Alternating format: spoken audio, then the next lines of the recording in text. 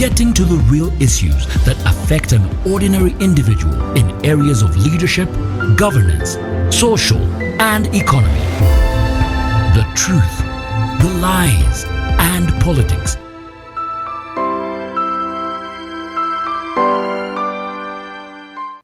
Welcome back from that quick commercial break, and we're still here on The Truth, the Lies and the Politics on Spirit TV, the place for you.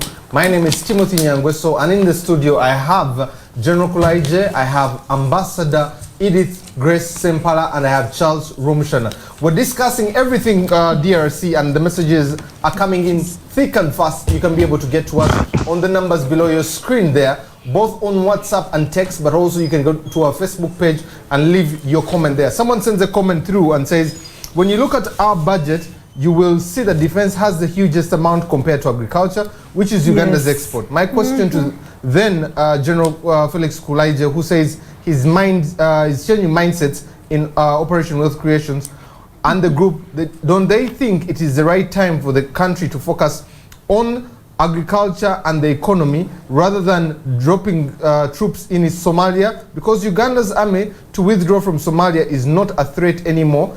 We are in Congo for issues that do not concern us, except looking for minerals and timber, which will only benefit individuals in the government. Because you can lie to us and want to construct roads that you have failed to do in Uganda, just be open and tell us when there is a war so that people know when they are going to benefit from it. Sally Isaac Keith. Thank you very much, Sally Isaac Keith. But I need to correct him. In the budget allocation, defense is number 6. General, governance and defense is 7.7 trillion. Governance and security. So don't mix up issues. Defense is number 6. With how much? Well, I don't remember the exact figure. And supplementary. But in terms of budget allocation, number 1 is infrastructure, energy, agriculture, and the others. We are number 6. So when you talk about governance, here you're including the presidency, the prime minister's office. It's a category. And so I would invite Ugandans, before you begin making conclusions, these are public documents. Access the budget speech or the allocations done by Parliament, and you will see who is taking what. We're going to come to that when the budget comes around the corner, but yes. I'll allow Ambassador Edith and also Charles to be able to conclude on the matter of DRC and Uganda, especially the military base. How can we be able to wrap up this issue, in your view, and then I'll get to Charles. I think the idea of a military base is bad, and I would like to say once again that if our government gave diplomacy and peace building, peace a chance, I think that it is possible to have it, but you have to invest in it. And you cannot speak war and then talk peace at the same time, in the same breath. So I think diplomats can do it. I think the president, being the diplomat number 1, should be the one to do it. And he knows, by the way, how to do it. Because as General has mentioned, he was able to negotiate with all rebels from, from almost 1986 to later on. So he knows how to convince if he wants to convince. So I would really encourage that he goes back to that, because it would be more productive. It would build the East African community that he talks about a lot. It would be a demonstration of Pan-Africanism. You can't talk Pan-Africanism when you're at war with your fellow Africans and even fellow citizens. Who are we fighting? Charles, your concluding remarks on this matter. You're fighting. Yes, so what are you doing there? Firstly, if you're not fighting. Firstly, you have a phenomenon here called the drones. And when Mr. Museveni was giving an explanation, he said there were areas in Kampala that were a no-go areas for security. And he gave the example, I think, of Makerere Kivuru. And he says he deployed his commandos who had distinguished themselves against ADF and Somalia, if you remember his speech well. So, in other words, Mr. Museveni has already begun dealing with that insurgency, but in the interior lines. Why I brought this is that Mr. Museveni says there are some he picked, arrested by those commandos and drones, who are prisoners with SFC.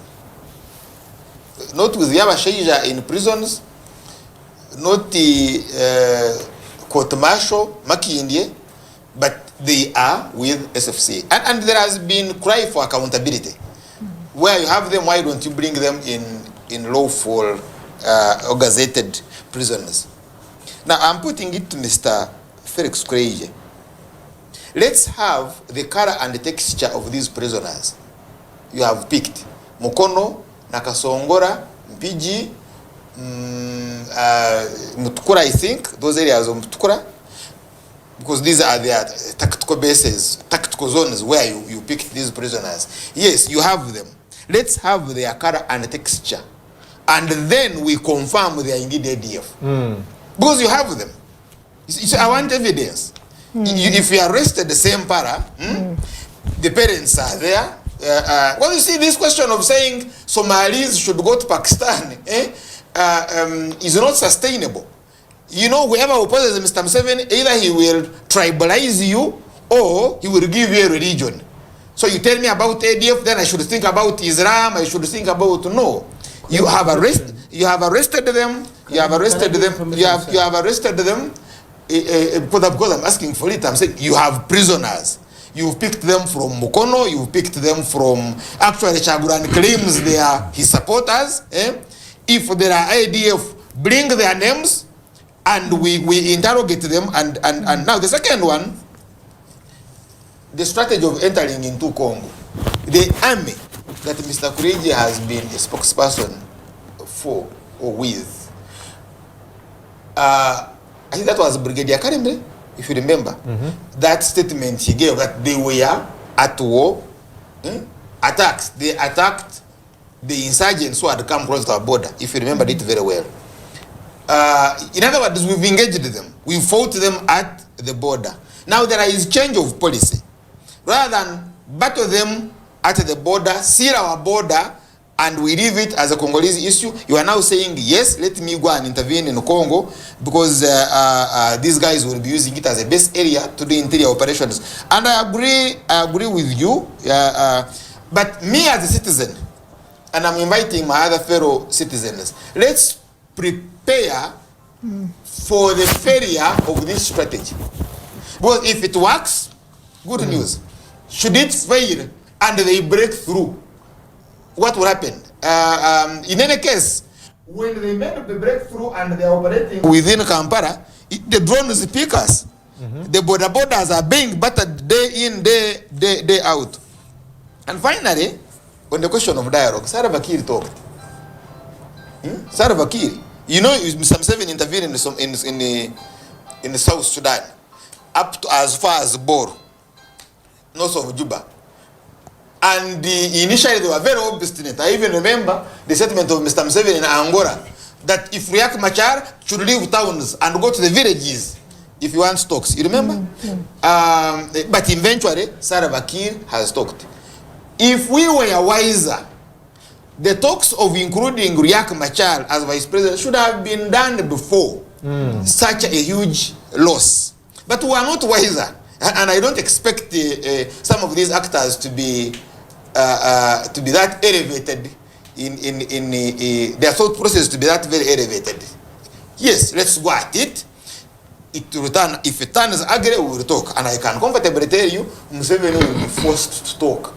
Okay, Charles, let's switch gears a bit. One of the things that even when the president was being inaugurated was the celebration by Russia, especially a special envoy that was sent by President Putin to be able to be here for the inauguration of the president. And the promises they have made is an oil refinery and also an upgrade to our military system here. We look at about 80% of their oil deals, any dealings they have had for a very long time, have been with North Africa, not really with Central Africa. The countries you look at, especially in military might that they have helped, are Egypt, Algeria, and Sudan. In nuclear, they have been able to help Rwanda, Zambia, South Africa. In oil, their dealings have been with Algeria, Egypt, Ghana, Nigeria, and Mozambique that we mentioned some time back. Their financing in Africa is only $17.4 billion.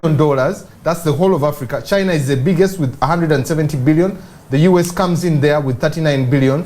But also for 27 years, the dealings between Russia and Uganda have not really been there. It was really the Soviet Union that dealt with the Central African Republic then.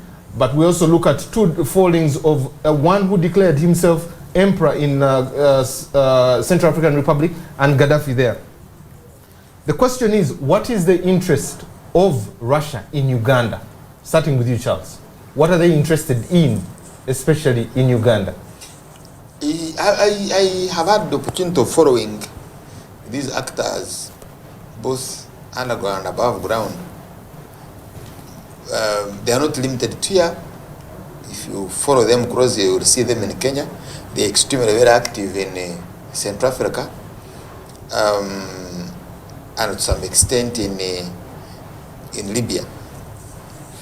But if you are looking at oil, the entire process of, it's called upstreaming or downstreaming. This one getting from the ground, that is downstream. Upstream. Downstream is post. If you are looking at the entire process of upstreaming, the first ingredient you must have, the prerequisite all this is security and stability. So you can't have a pipeline, neither will you even have a functioning refinery if the Albertine region is not stable. And already the other side of Congo is unstable. So those who are thinking about oil and the refinery and the pipeline, forget about it. Forget about it. This is just a dream because you failed to resolve the critical issue of stability. And as Madam Sempara says, or Ambassador Sempara says, all this is because you failed in the political question. In Central Africa, Russia is there, or probably the Russian mercenaries. But interestingly, they are countering Bozize rebels who are allied to Mr. Museveni. That's the other interesting a bit. And in Central Africa, I think Rwanda is a peacekeeping force. Is the UN there? Is the Tanzania now of DRC? And it's also countering the Bozize army allied to Mr. Museveni. That's the confusion there. And you also have Russia or Russian mercenaries very active in Libya. You remember this offensive that was going on against the west of Benghazi, no? The Benghazi, against the Benghazi based group. Now, the investments in the oil, refinery, and the pipeline, they are all irrevocable investments. Once they are done and they are not used, you lose them. You can't convert them to something else. There are suggestions that they wouldn't be viable. They won't be viable unless you are also going to use them on the other side of Congo. On the oil wells, but of Congo. In other words, use the same pipeline to export the Congolese oil and the refinery also to handle the Congolese oil. And as it were now, the entire Albertine is literally in the hands of Total. The concession is with Total. Total would be in so there is a big contradiction there.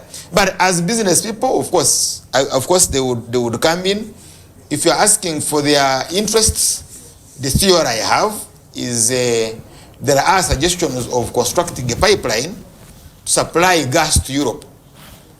And we have a lot of reserves in our side of the Rift Valley, the western Rift Valley, and also the Congo Basin. Has all those that ground has a lot of gas. So in other words, you have a pipeline from this ground via Tripoli and supplying Europe. If you follow Trump's conversations with Germany over NATO, saying why should we secure you and yet you are giving money to Russia to supply you gas. So if I was Russia also, I would come on this, I would interest myself in this ground and ensure I curtail the said system, the said investment, because if you do, the main consumer of gas from Russia is Europe. So if you are going to supply Europe with gas from the Congo Basin, then you are subverting Russia's economy. It would be another extension of the Cold War or maybe those operations of NATO. So I want to think that Russia would be in to study all these kind of maneuvers. You see them in operations in Somalia and Yemen because of the likelihood of a pipeline to supply water to Saudi Arabia and beyond from the other side of the Rift Valley. So yes, gas, water, and of course eventually food, because this area is extremely very fertile and you see China is very interested in here. You haven't also talked about Chinese investments in Sudan, that this war was also the recent civil war in South Sudan could also have been sparked by that idea of constructing a pipeline from South Sudan to Port Lamou. Port Lamou. Of course, this would have subverted the Sudan of the North. The Sudan, because the Sudan of the North, more than 50% of the economy of the Sudan is on the pipeline of oil from South Sudan. Let me come to Her Excellency Ambassador. Ambassador, doesn't this put Uganda in a trap of sorts? Because we have the West on one side, we have Russia on the other side, and we seem to be in the middle of this. Looking at the statements the President has made on two occasions. One, on the inauguration, the words he used that I would not like to use, calling particular area, especially Europeans, calling them that he called them.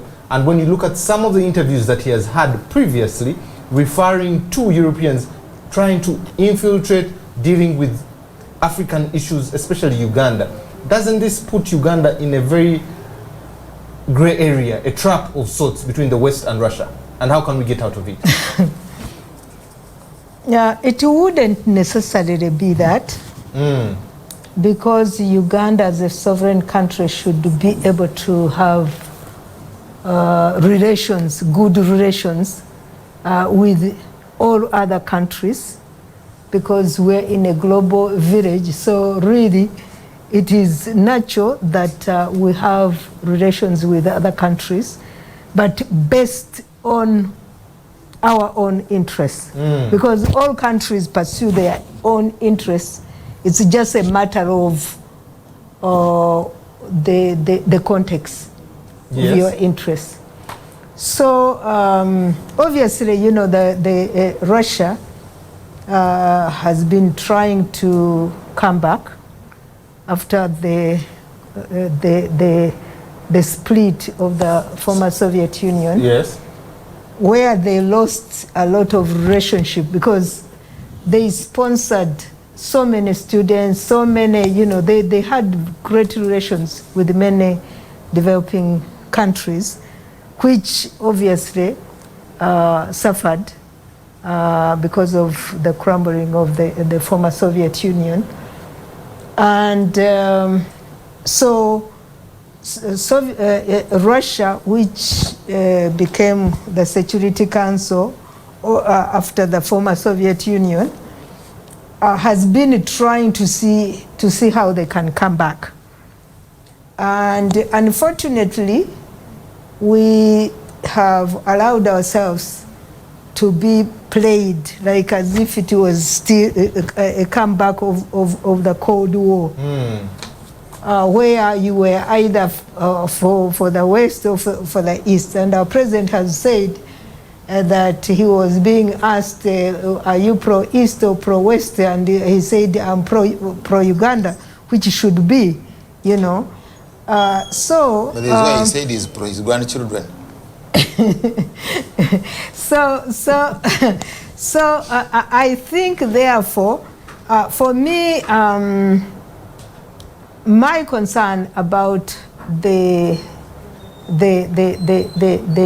relationship, especially in the area of oil, is because Uganda, we are suffering from endemic corruption. And so we need companies and countries. We should at least be able to look for countries that have a credible record and companies that have a credible record if we are going to benefit from this oil as a people. No, I mean, companies like Norwegian companies are very well known to really, you know, to have, Norway is one of the countries that is known to have used oil for the people of Norway. That is a fact. That is a fact. So, if you therefore contract companies with questionable record, that becomes a problem for us.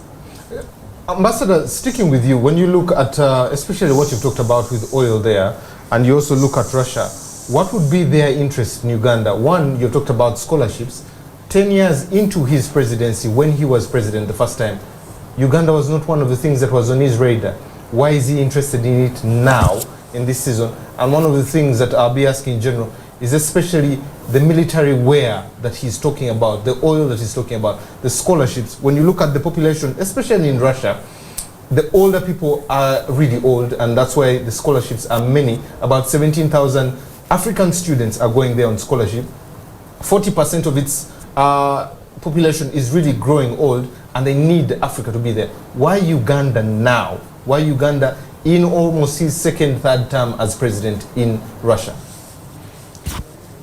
You see, the challenge that the president has with the former friends, I would call them former friends, because Western countries have been with us from the very beginning, from 1986.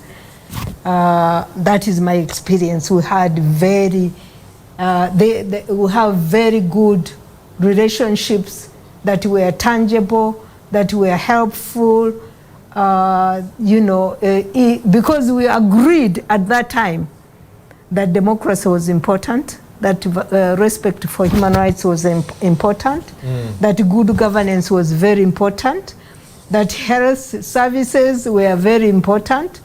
And so, you know, I think the change seems to be that, you know, Russia doesn't seem to be very much interested in democracy and human rights, and the record at home speaks to the fact that, you know, as I said, internal policy is reflected in external policy.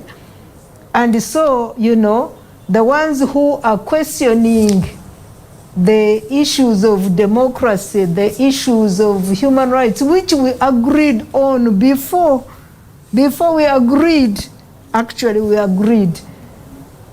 But now we are not agreeing, because I think the president has changed. He's on a different course. So the new friends have got to be those who don't care about democracy in Uganda and human rights.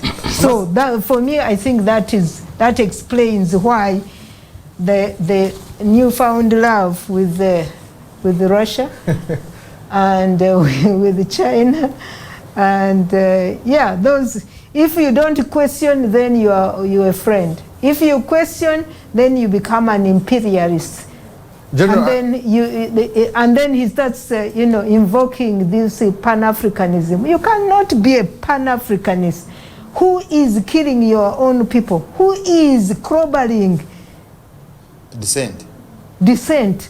Let me come back to you, Ambassador. Let me get to General Kulaija here. Someone sends in a message. Henry Chizito in Nabingo, he's watching. He says, General, forgetting that Uganda is going to be paying for what UPDF stole in Congo, and there is no peace there. Why can't the UPDF guard its boundaries in Uganda without going to Congo? I think you respond to that, but also, what are our military needs that we have Russia as the best suited person to provide them? Let me first say, Chizito. Yes. He's expressing her ignorance. Would you wait for a thief to enter your bedroom in order to ward him off? Ordinarily, I'm just using ordinary language now. Would you wait for a thief into your bedroom to fight him? You'd wait for him at the entrance, is what he's suggesting, of your house. No. If the thief is with a neighbor, you must deal with the thief. Support the neighbor to deal with the thief there. That's the strategic thinking. And that's what we are doing. Now, I would like to, before I answer your question, I'm terribly shocked that the ambassador is being obscurantist. Chinese tanks ran over students in Tiananmen Square in 1989. True or false? Boss. You know it. No, I'm asking you. Both. Because you have been in the US as an ambassador. But for the entire 9 decades of the 90s, China occupied the most favored status in US foreign policy. What political parties were in China then? How many elections were they having? Multi-party elections? So the question of human rights and democracy cannot be applied selectively. All right? Because there is a record we follow. What is the record in Saudi Arabia today?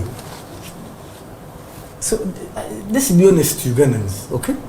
The basis is, first of all, she. So what is your rank now? Excuse me. In being a dictatorship?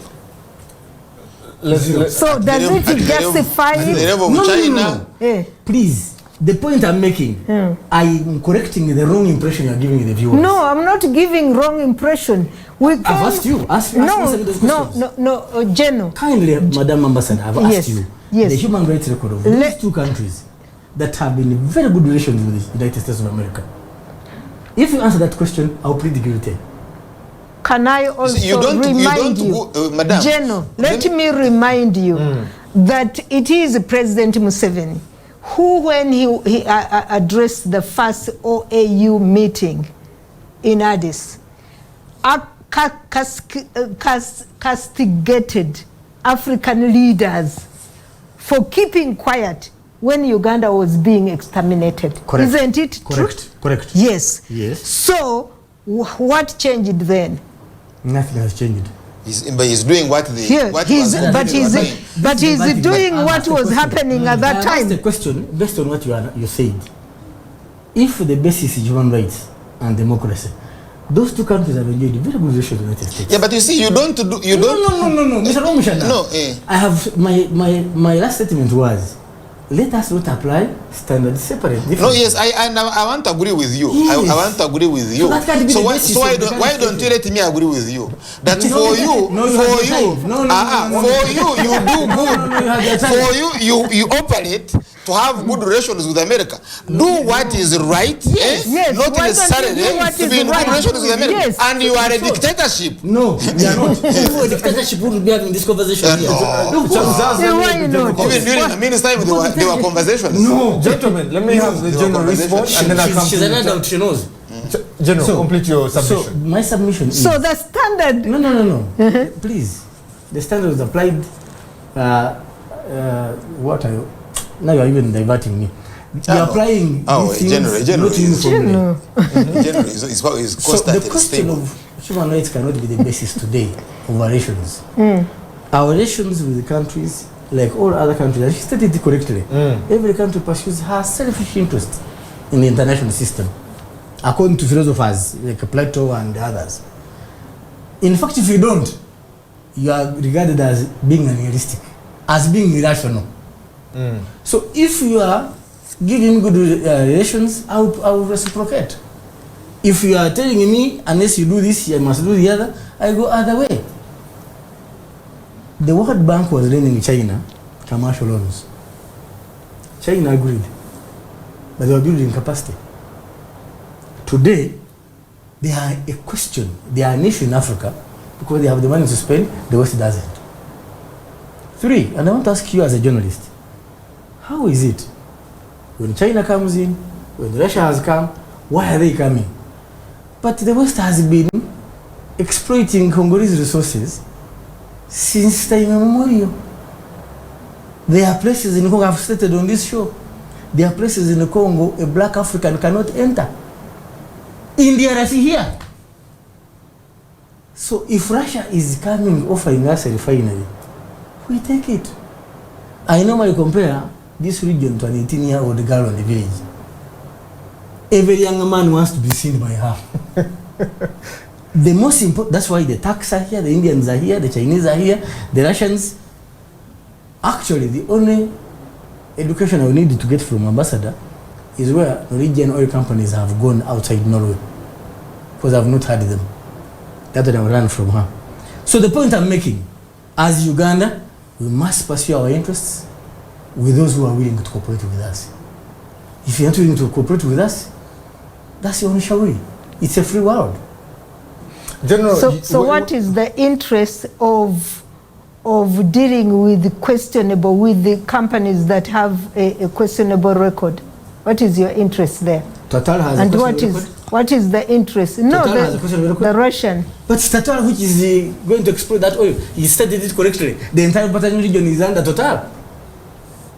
If you are allergic to Russia, sorry for you, madam. No, I'm not allergic. Please, I will answer to your question. my last question, General, when you were... No, but there is some misinformation. Charles, let me come to you. There is some when he says the West doesn't have money to lend us, that's also incorrect. I said to spend. Even West has money to spend. Oh, but West is controlled by, there is huge influence of civil society, and the NGOs, of course, those operating in democracies. That's why their money has conditions. Money of China wouldn't have conditions because they are dictatorship. I'm informing you.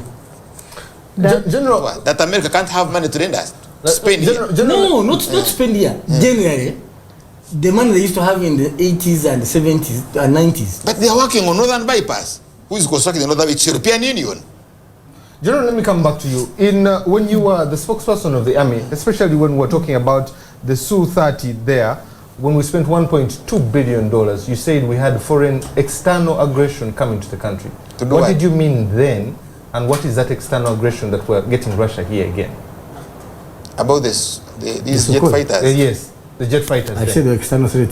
Yes, there was this external aggression. External threat. External aggression was your quote then. No, I use the threat.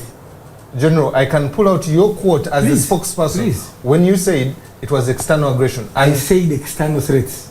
What external threat was that then that we're looking for now, especially with this military where we need? What time was it? 2010. Actually, the Sukhoi were bought in 2011.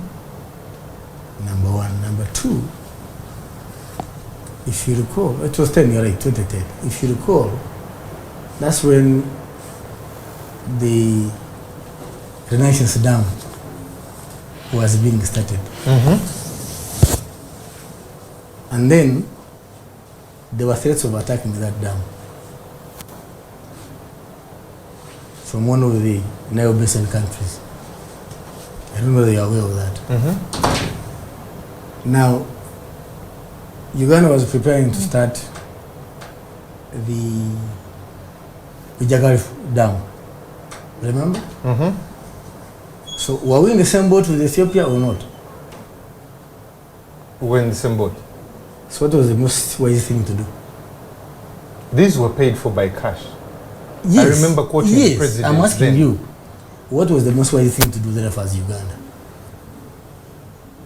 Prepare to defend yourself. Because the Renaissance Dam that is in Ethiopia is what we were defending with. No, purchase. I said, are we not in the same boat? On which river is Vujagai? The Nile. Why was Ethiopia being threatened? building a dam on the Nile. You almost sound So like another- the only solution we have for African problems is military. Is No. So they were buying Sukhois to deter Egypt. Timothy. No, not the, you see. To deter that African Yes. country. You see, deterrence is a way of defense as well. Deterrence means you avoid war by one, negotiation, and as you know, there have been talks over the Nile Basin for a long time. True. In fact, all other countries have sat on their membership on the Nile Basin, except Egypt alone. Even Sudan now has taken her seat, Khartoum.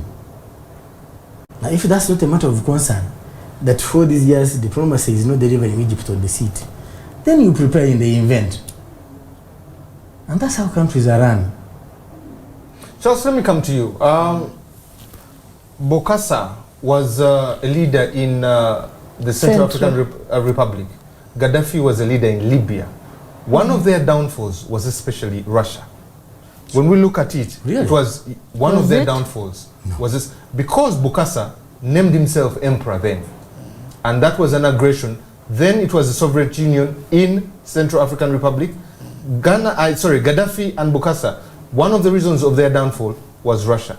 Are we trying to annoy the West with this, especially expansive military need? Look, here what you have is total confusion.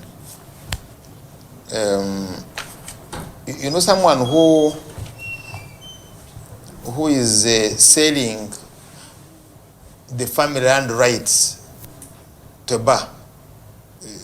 Madam Sempara, you don't drink. Maybe you don't have neighbors, but for us who do, there are men who deposit land titles in the bar. Really? Yes, that's the reason why they were saying. That's the reason why they were saying that the wives and the children should consent on transfer. Yes, because in the villages the bar owner comes and evicts you. Now those people are always very generous. You're not aware? No. Those people, those kind of drunkards are always very generous when they are in the bar, because they try to buy goodwill of neighbors of their family. They kill it. Didn't just. You also drink, you also drink, you also drink. And that's the politics Mr. Museveni is playing. When he wants, in other words, he's using our resources, one, to do diplomacy.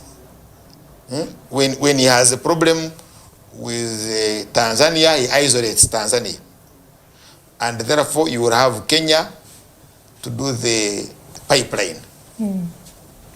And then you sign a defense pact with Kenya, and I think then Rwanda, that if any other attacks, any of these, we should all join into the fight. That one, you know, they were trying to isolate Tanzania, and then develop Mombasa as a rival port against Dar es Salaam, etc. Now, when Kenya withdrew from that pact, and there were indications Kenya was joining Angola, etc., Mr. Museveni now had to make love with Tanzania, and Tanzania have the pipeline. Then when he's having some problems around, he goes to France. Total, because initially not even China has been there. Sinok, etc. Total come in. The next day you will hear he has invited someone else. Now, in his conversation, you know Kudara. I don't know the English word for Kudara.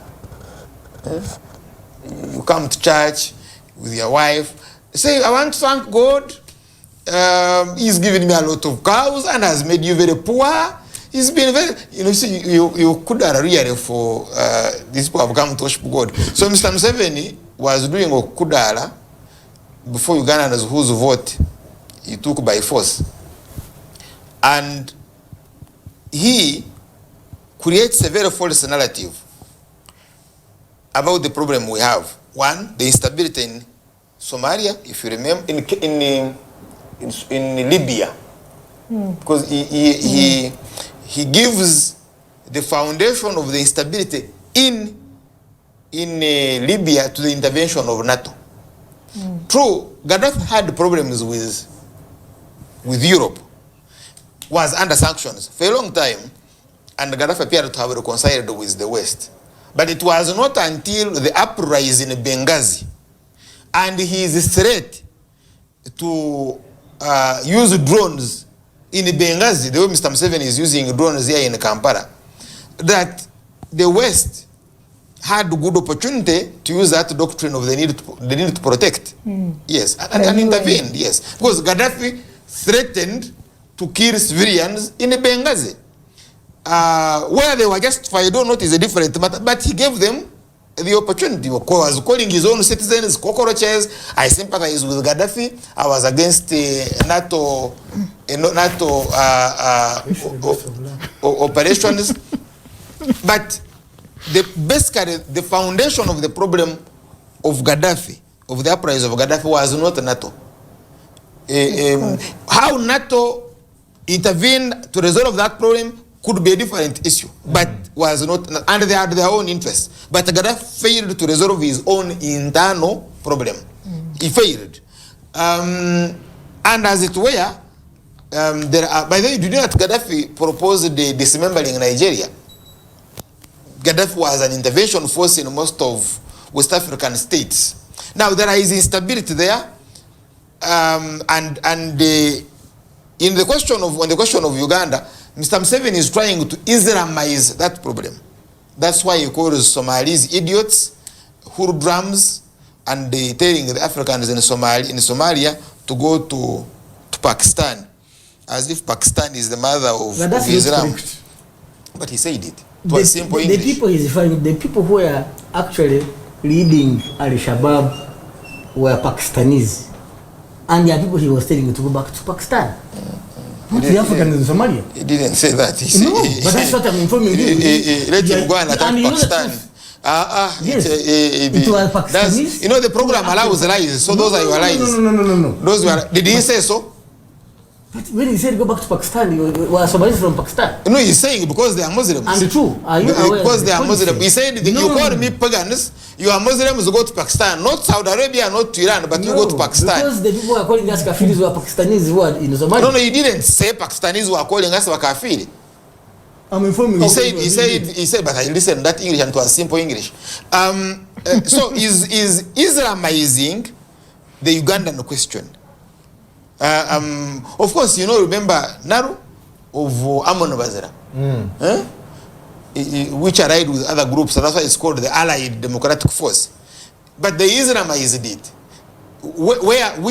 Which give me 10 mosques in Bukonjo, 10 mosques of Mumbe in Mumbe's land. Is Jamil Mukule Mkonjo?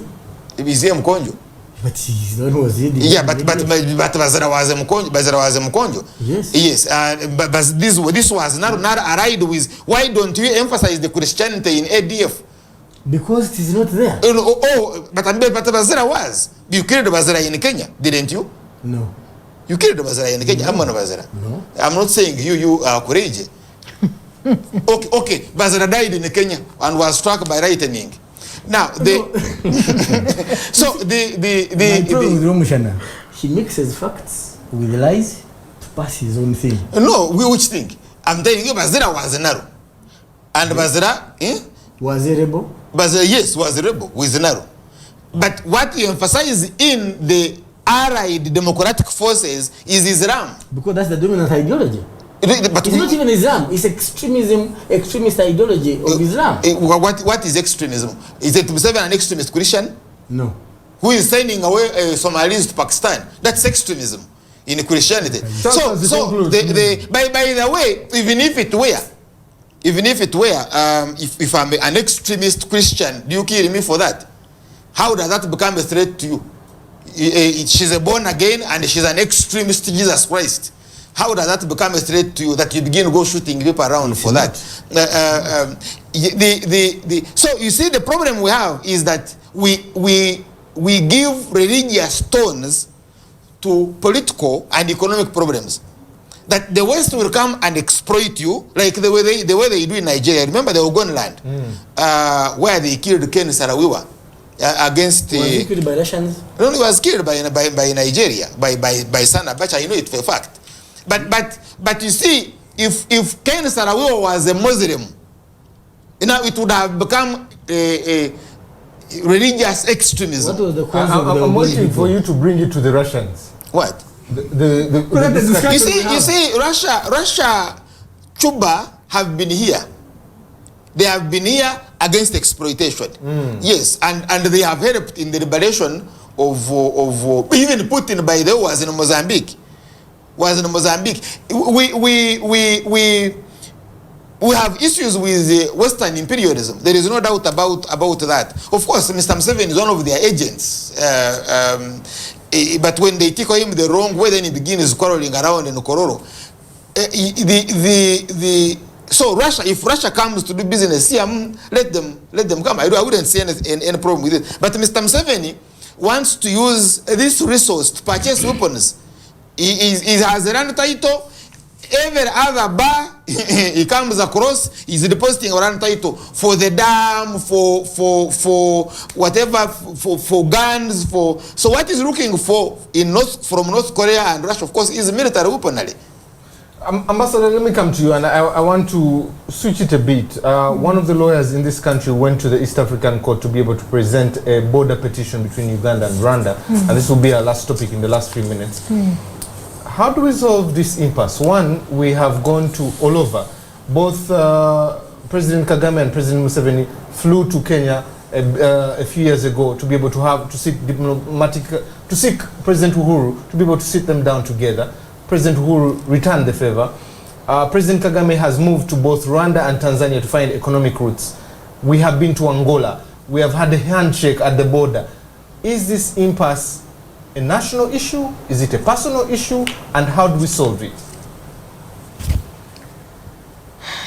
It is a paradox because the two gentlemen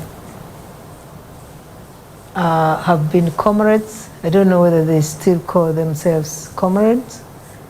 They have been like brothers, or they have called each other brothers.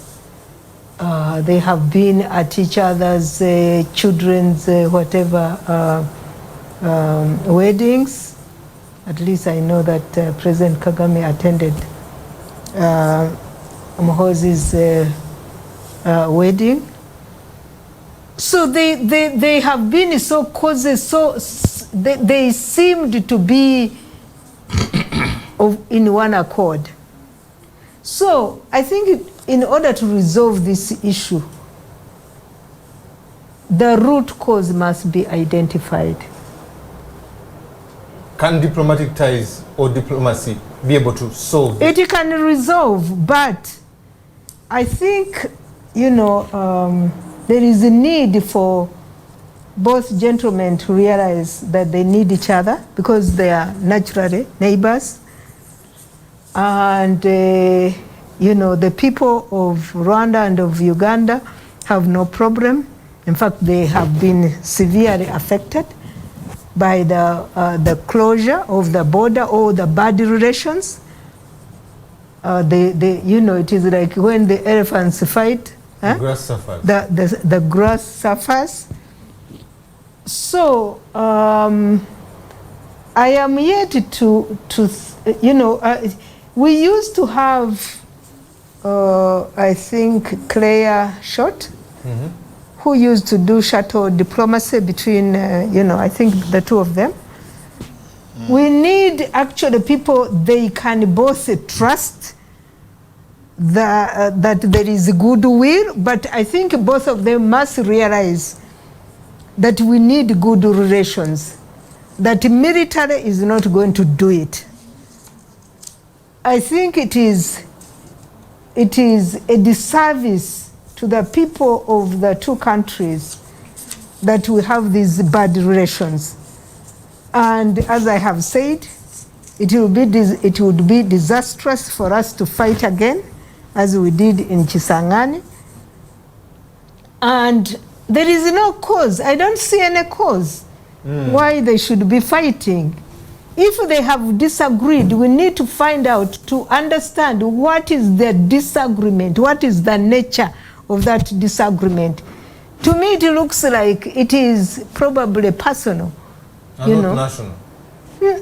National? What national? I don't think it could be national. If it was national, it probably would have been resolved. But for some reason, they have, they have this sour relationship which doesn't seem to go away.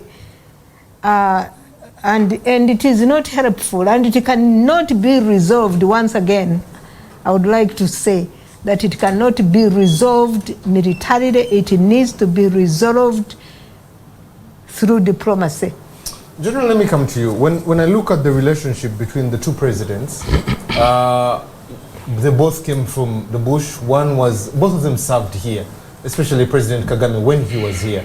When we look at, especially 2019, when there was a shift in between military personnel, the Minister of Security and the IGP both being relieved, same thing almost happened in Rwanda. There was a shift in their military shape there, except the CDF being kept there.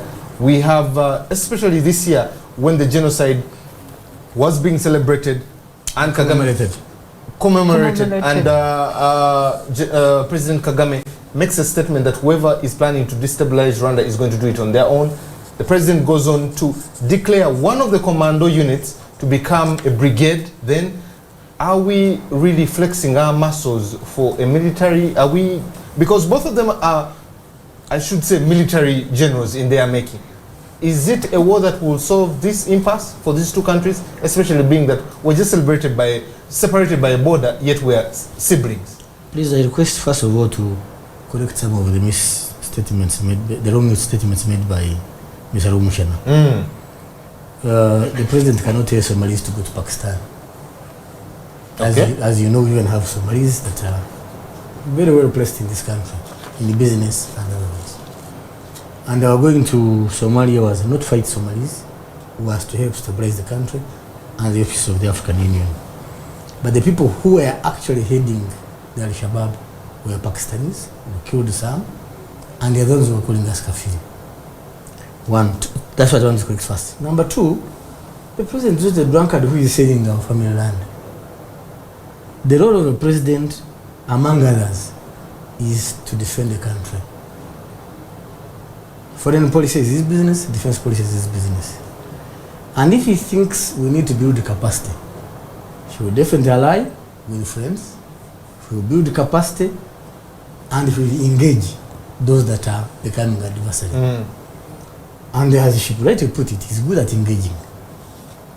Actually, our defense policy is defense, not offense. We have never attacked any country. We respond to an attack. Except Rwanda. 3. Now to answer a question on Uganda-Rwanda relations.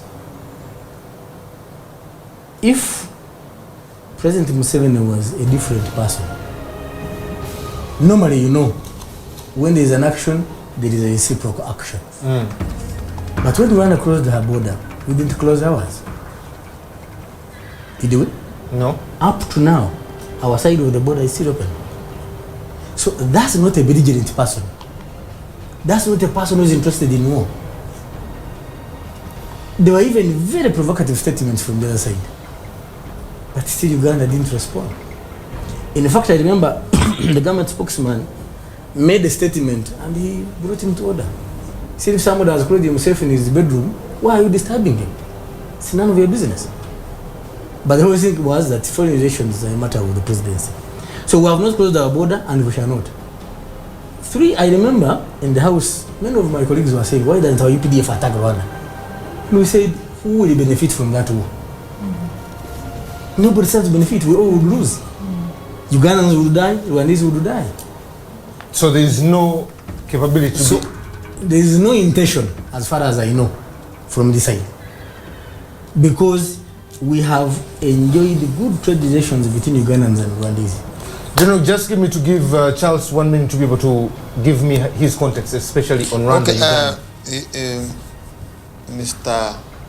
Paul Kagame knows Mr. Museveni more than anybody else, at least on this show. Paul Kagame was among the 27 who attacked Kavamba. And Paul Kagame was in Mr. Museveni's military intelligence. Now, the two conspired against Habyarimana and indeed overthrew Habyarimana.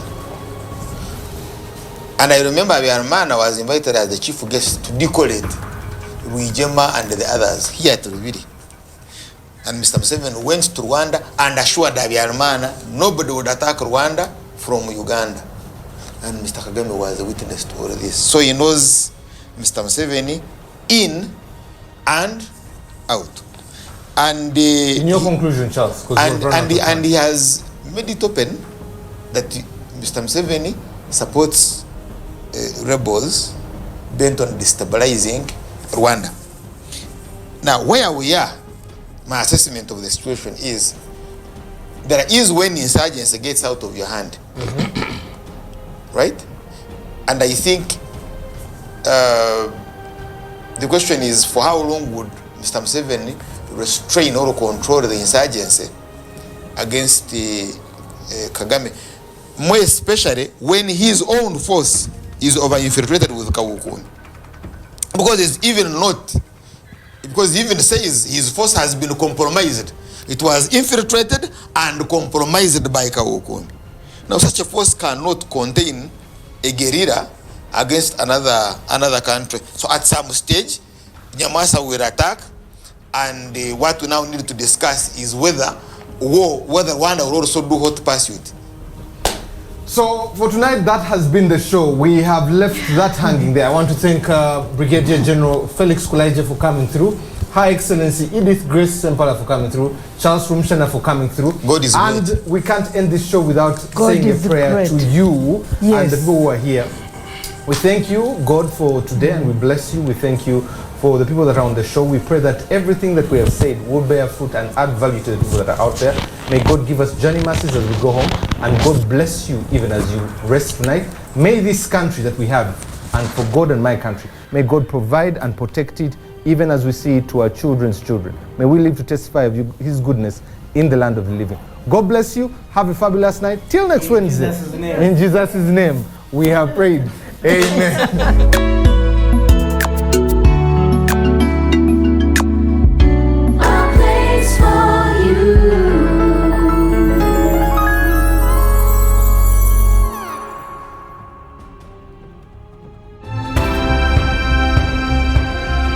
Truth, the lies, and politics.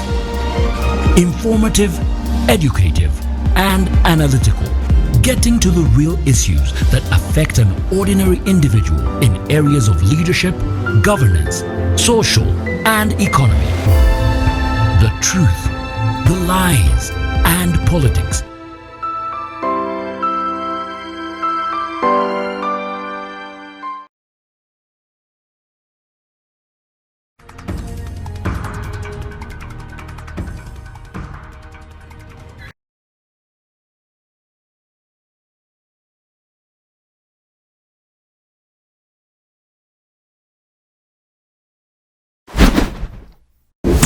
.6 Spirit FM. Music for life. Up next on Spirit TV.